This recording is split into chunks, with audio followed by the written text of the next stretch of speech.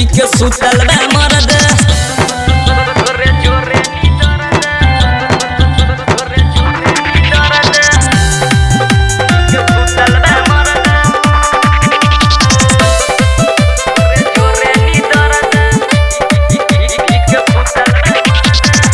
DJ पछौरा सब हिला के रखले बा हो दहिया के छू छू के परेशान कइले बा हो डीजे पछौरा सब हिला के रखले बा हो दहिया के छू छू के परेशान कइले बा हो केकरा संगे नाच करबहु केकरा संगे हम गरदा जोर जोर नी दर्द केकरा संगे नाच करबहु केकरा संगे हम गरदा जोर जोर नी दर्द देखिल रोजे रोजे हमहु गरदा पी के सुतल बा मरद देखिल रोजे रोजे हमहु गरदा पी के सुतल बा मरद।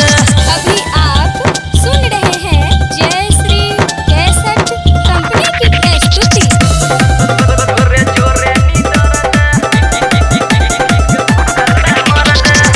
केतनो हिलबली तू करत परेशान हो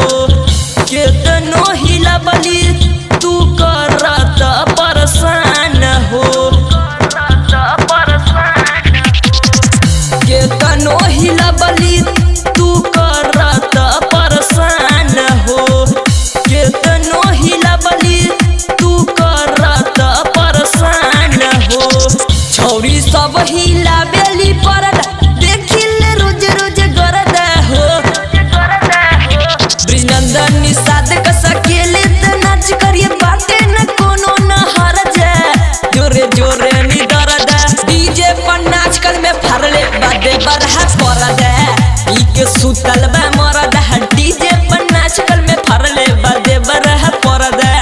पी के सुतल बा मरद केकरा संगे नाच करबहु केकरा संगे हम गरदा जोर जोर नी दर्द केकरा संगे नाच करबहु केकरा संगे हम गरदा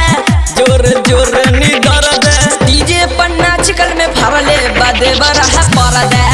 पी के सुतल बा मरद डीजे पर नाच कर में फरले बादे बरहा परदा पी के सुतल